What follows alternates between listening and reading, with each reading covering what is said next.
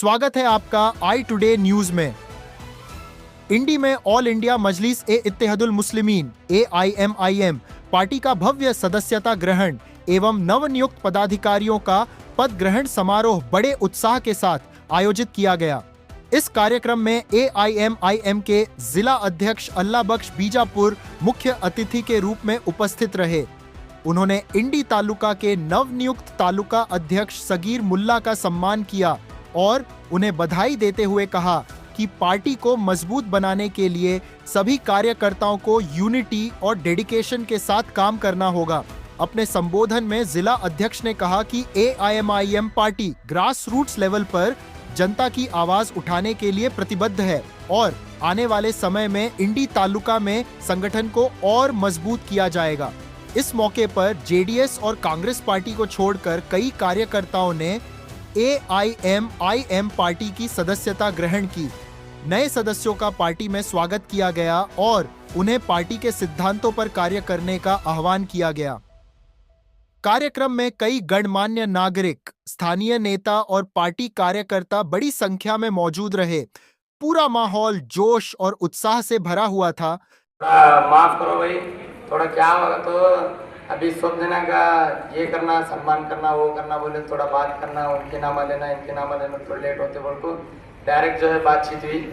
मैं सभी जो है इमाम पार्टी के जो लीडर्स हैं उनका शुक्रगुजार हूँ कि उन्होंने हमारी बात पर जो है लब्बैक कहा और जो है हमारे सारोडी के जो है आदम भैया हैं उन्होंने जो है उनका भरपूर जो है साथ रहा है इसमें, सारोडी वालों का और तमाम इंडी के लोगों का और जो शहर के लोग हैं हमारे इंडी ताल्लुक के होते जहाँ से भी खेड़े से लोग हैं उन तमाम का मैं शुक्र अदा करता हूँ। इसी तरह मैं अपनी बात को मैं थोड़ी देर में जो है ख़त्म करता हूँ, थोड़े 4 बातों में, क्योंकि वक्त कम है इसके लिए। जबकि असदुद्दीन ओवैसी साहब जो है 540 के बीच में पार्लियामेंट में जब दहाड़ते हैं, जब हक की बात करते हैं तो ये लोग कहते हैं कि एक मुसलमान ने जो है सही बात की। ये हमारे ही लोग कहते हैं कि लोग जो है सही बात की, असद साहब ने जो है अच्छा काम किया। यही जो है जब इलेक्शन की बात आती, जब जो है ओहदे की बात आती, जब बराबरी की बात आती, तो जब ये लोग बोलते हैं कि असद साहब जो है बी टीम है। कौन बी टीम है भाई? अपना हक मांगने वाले बी टीम है क्या? ये लोग बी टीम है? बताइए, क्या हमारा हक मांगना गलत है? गलत है क्या भाई? मैं थोड़ा कई रातों से सोया नहीं, थोड़ा डिस्टर्ब हो रहा है, थोड़ा गला बैठे, उसके बारे में थोड़ा एडजस्ट करो। हमारा गलत है क्या भाई? बोलो, हक मांगना गलत है क्या? इसी तरह जो है अभी ये हिंदुस्तान ना तेरा है ना मेरा है, ये हिंदुस्तान ये तेरा है ना मेरा है, ये हिंदुस्तान जो है हम सबका है। इसके लिए हम सब जो है मिलजुल कर काम करेंगे भाई। किसी से डरने की जरूरत नहीं है भाई, किसी से भी डरने की जरूरत नहीं। कौन माइक का लाल डरा तक नहीं। कानून जो है हमारे लिए है। जैसा कि वकील साहब ने बताया, ये लोग जो है हमारी रहबरी करने के लिए है, ना कि हमको डराने के लिए। मैं इंडी के तमाम नौजवानों से मैं गुजारिश करता हूँ, आप लोगों को किसी भी हाल में डरना नहीं है। असद साहब की पार्टी को जो है मजबूत करेंगे। आने वाले दिनों में जो है हम लोग MLA इलेक्शन भी लड़ेंगे, नगर सभा इलेक्शन भी लड़ेंगे, तालुक पंचायत इलेक्शन भी लड़ेंगे। जो इलेक्शन आएंगे इंडी तालुक से जो है हम पार्टिसिपेट करेंगे इंशाअल्लाह ताला। करेंगे नहीं भाई? हमारे हक में नहीं देने के बाद हम छीन कर लेंगे इंशाअल्लाह ताला। बोलो भाई, जोर से बोलो, नारे तकबीर, नारे तकबीर, नारे तकबीर, जय भीम, जय भीम, जय हिंद, जय कर्नाटक। जैसा कि आप जानते हैं कि नाम तो सबको मालूम है, जैसे सगीर अहमद मुल्ला। AIMIM पार्टी की जो है इंडी के अंदर बहुत से लोगों की ख्वाहिश थी कि इंडी में जो है AIMIM की पार्टी के जो है मैं बहुत बड़े फैन हैं। मुझे तकरीबन 8 महीने लगे कि लोगों से मैं डिस्कस करा, पूछा कि पार्टी लेंगे कैसा करेंगे बोल को पूछे। बाद में सब लोगों का यही जवाब था कि इंडी में पार्टी लॉन्च करना बोल को जवाब था। तो मैं मेरे जो बातें रखने से पहले जो है मैं आपसे जो है एक सवाल करना चाहता हूं कि मैंने जो फैसला किया है, जो हमारी एआईएम पार्टी के जो जिम्मेदार हैं और जो भी जो है एआईएम पार्टी को चाहने वाले लोग हैं, जिनसे मैंने मशवरा किया है, मैं उन लोगों से मेरा एक सवाल है कि ये फैसला जो है एआईएम पार्टी जो इंडी में लॉन्च होना, ये सही है या नहीं? आप जो है एक आवाज में बताएं।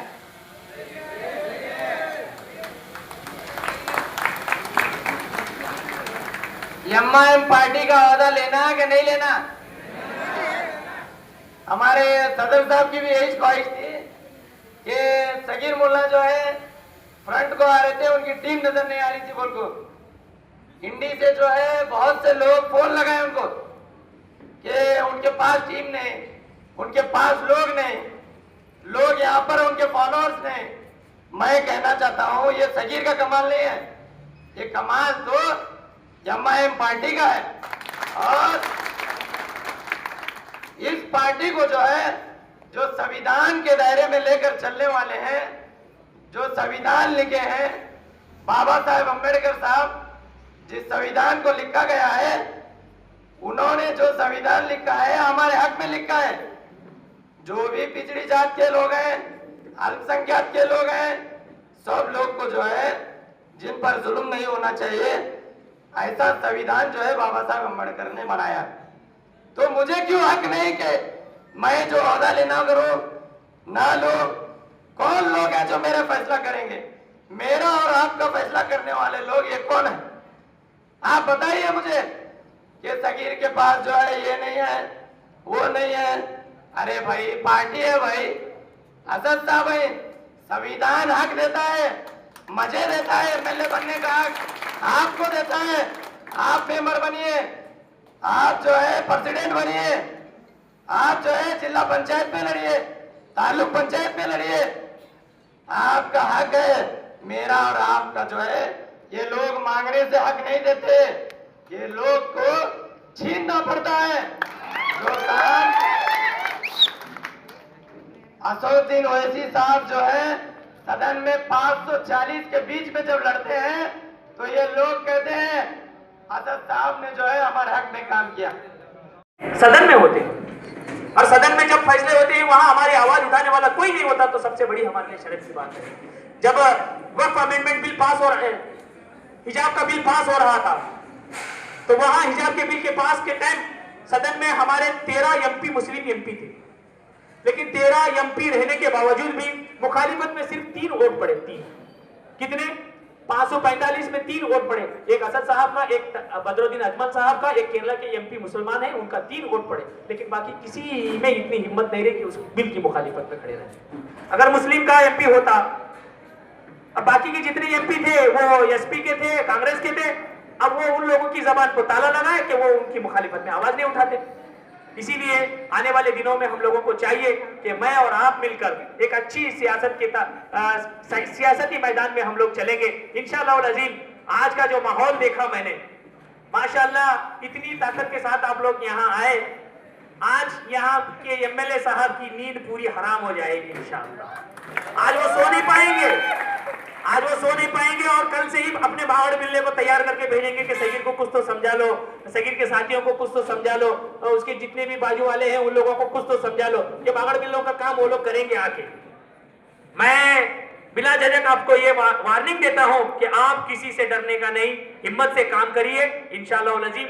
हम भी आपके साथ खड़े रहेंगे, जो भी मसले मसाइल आपके साथ आएंगे इंशाअल्लाह हम भी आपके साथ खड़े रहेंगे, मेरी पार्टी भी आपके साथ खड़े रहेगी, मेरे स्टेट के प्रेसिडेंट जनाब लतीफ खान पठान साहब भी आपके साथ खड़े रहेंगे, और असद साहब भी जरूरत पड़ी तो आप सिर्फ और सिर्फ असद साहब को जब भी फोन करेंगे वो इंशाअल्लाह अज़ीम आपके फोन को उठाएंगे। ऐसा नहीं कि वो फोन नहीं उठाते, हाँ अलबत्ता कभी इसमें प्रोग्राम में होंगे, सदन में होंगे तो वो फोन नहीं उठाते। मामूली बीजापुर का एक ऐसा आदमी जो जिसकी कोई भी हैसियत नहीं, वो जब फोन लगाया असद साहब को उसका फोन उठाया असद साहब। हर एक का फोन उठाते हैं, अगर बिजी है तो नहीं उठाते। जब भी जरूरत पड़ी असद साहब को तो आप कॉल करके उनसे बात करिए। इंशाअल्लाह अज़ीम मैं और आप मिलकर पूरी ताकत के साथ आने वाले दिनों में हम लोग इसी तरह, इसी मोहब्बत के साथ, इसी इत्तेहाद के साथ हम लोग काम करेंगे कि जब तक मैं और आप मिलकर, एक हाथ से तो कभी ताली नहीं बजती, दो हाथ की जरूरत पड़ती है। एक हाथ हमारा होगा, दूसरा हाथ इंडी वालों का होगा, तो इंशाअल्लाह अज़ीम इंडी में हम लोग पतंग आसमान की ओर उड़ा के रहेंगे। बस इन्हीं बातों के साथ मैं ज्यादा वक्त न लेते हुए, जितने भी लोग आज यहाँ पर आए, बड़ी खुशी है कि आपने आकर आज के इस प्रोग्राम को बहुत रौनक बख्शी। मैं चाहता हूं कि आज जिस ताकत के साथ, आप जिस मोहब्बत के साथ आज यहाँ पर आए हैं, हमेशा सगीर भाई का आप लोग साथ दें। आप साथ देंगे तो इंशाअल्लाह अज़ीम वो आवाज उठाने वाले रहेंगे। सगीर भाई की तारीफ करने की कोई जरूरत नहीं है। आप जानते हैं सगीर भाई की क्या अहमियत है इस गांव में। अंजुमन के सिलसिले में आवाज उठाई, रोड के मसले में आवाज उठाई, गली कूचे में कूड़े कचरे के ताल्लुक से आवाज उठाई। ये हमेशा आवाज उठाने वाले हैं। आज तक ये सिर्फ और सिर्फ बिना पार्टी के आवाज उठा रहे थे। आज इनके पीछे एक पार्टी लगी हुई है, ऑल इंडिया मजलिस इत्तेहादुल मुस्लिमीन। आज वो पार्टी के साथ जुड़े हैं। इंशाअल्लाह अज़ीम वो पार्टी का नाम उनके साथ जुड़कर काम करेंगे तो अल्हम्दुलिल्लाह ये मोहब्बत इनकी और दुगनी हो जाएगी। मैं चाहता हूं कि पूरे इंडी के पूरे जितने भी लोग हमारे यहाँ पर मौजूद हैं, आप उनसे मिलिए, उनसे मोहब्बत से पेश आइए।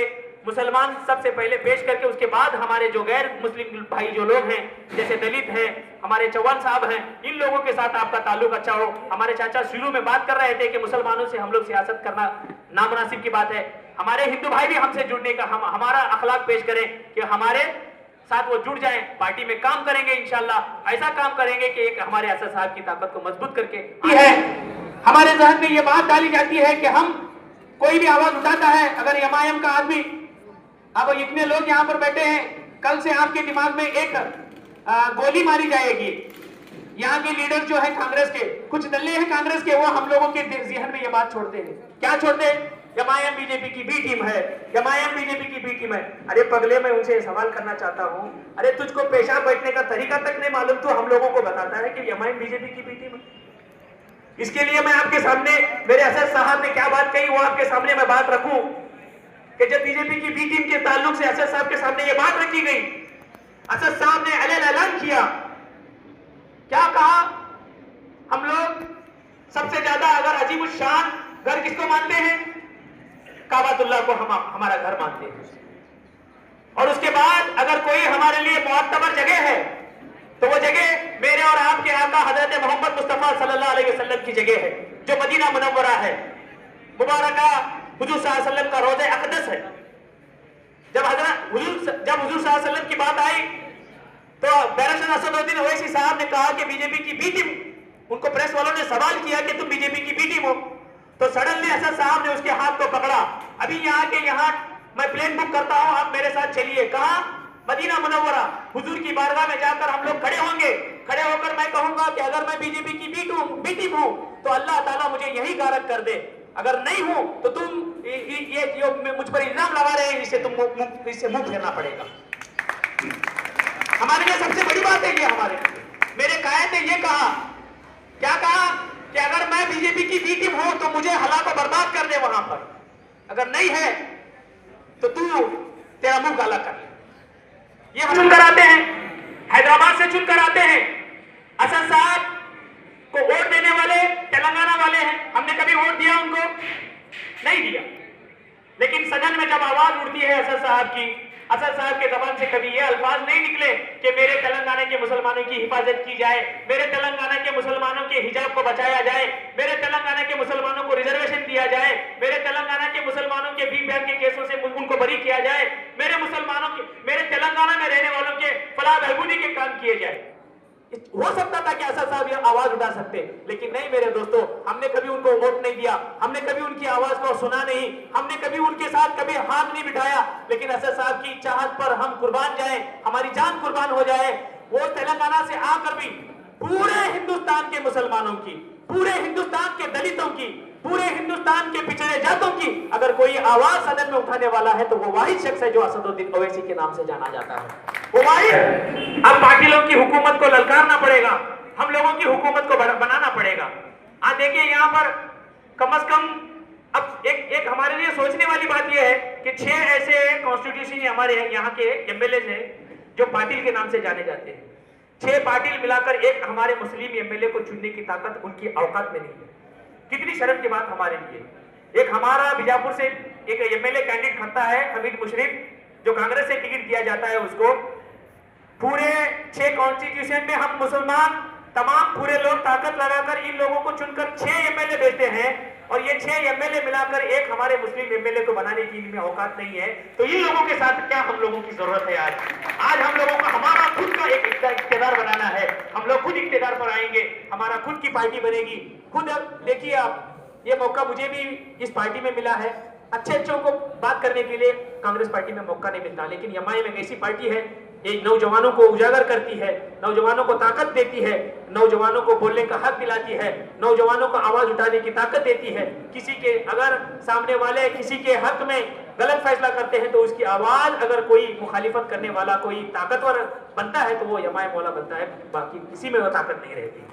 तो इसीलिए काफी वक्त हो चुका है। इंशाअल्लाह अज़ीम फिर एक मर्तबा हम लोग आपके दरमियान में आएंगे।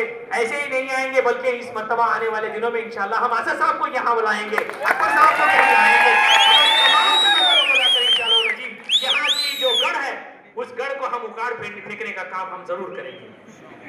और एक बात आपको दिमाग में डालूं, अब आने वाले कुछ ही दिनों में जिला पंचायत और तालुक पंचायत के इलेक्शन आ रहे हैं। पिछले 10 साल से झड़पी इलेक्शन नहीं हुए, 5 साल तो मुकम्मल होने आए लेकिन इलेक्शंस नहीं हुए। लेकिन उससे पहले के 10 साल पूरे मुकम्मल हुए। यहां बीजापुर जिले के 50 जिला पंचायत मेंबर्स हैं। कितने? 50। आप सोचिए थोड़ा, 50 मेंबर्स होने के बावजूद भी जिस पार्टी को हम वोट देते हैं हमारे मुस्लिम कैंडिडेट के लिस्ट में 50 में से एक भी मुस्लिम कैंडिडेट झड़पी का हम लोगों को नहीं मिलता। भले एमएलए तुम ले लो भाई, एमएलए ले लो, मिनिस्टर ले लो, जो भी है आप ले लो, लेकिन जो छोटे पोस्ट है वो हम लोगों को देकर हमारा इख्तियार तो बना लो। तालुक पंचायत की है, जिला पंचायत की, कुछ भी नहीं। सिर्फ और सिर्फ हमारा काम क्या है? जाना, ठोकना, वापस आना। अब नहीं, ये नहीं चलेगा। अब क्या चलेगा? जाएंगे, ठोकेंगे, हुकूमत हमारी खुद बनाएंगे हम लोग हमारा इख्तियार बनाएंगे। आप देखिए 50 झड़पी मेंबर्स में से एक भी हमारा झड़पी मेंबर्स नहीं है, तो हमारे लिए सबसे बड़ी शर्म की बात है हमारे लिए। अब हम सगीर की ताकत को मजबूत करेंगे, आप हमारी ताकत को मजबूत करेंगे, मैं और आप मिलकर असद साहब की ताकत को मजबूत करेंगे। इंशाअल्लाह अज़ीम आने वाले जिला पंचायत के इलेक्शन में हमारे 4 से 5 ऐसे इलाके हैं जहां बिना बोले मुसलमान का कैंडिडेट निकल जाता है। लेकिन आप कांग्रेस से टिकट पूछेंगे तो वो लोग क्या कहेंगे? भाई तुम लोगों को टिकट देने से भाई हिंदू लोग उनको वोट नहीं करेंगे, आप हार जाएंगे। ये उनका यही जवाब रहेगा। अब उन लोगों को जवाब देना चाहिए, हमारा कैंडिडेट होगा, हमारा वोट होगा, हमारा ही बच्चा इख्तियार पर खड़े रहेगा और सदन में जाकर किसकी आवाज उठाएगा? हमारी आवाज उठाएगा। अब ये हमारे लोगों को सोचने वाली बात है। सिर्फ और सिर्फ जब तक हम इख्तियार पर नहीं आते, हमारे फैसले करने वाले रोड पर नहीं होते, जो फैसले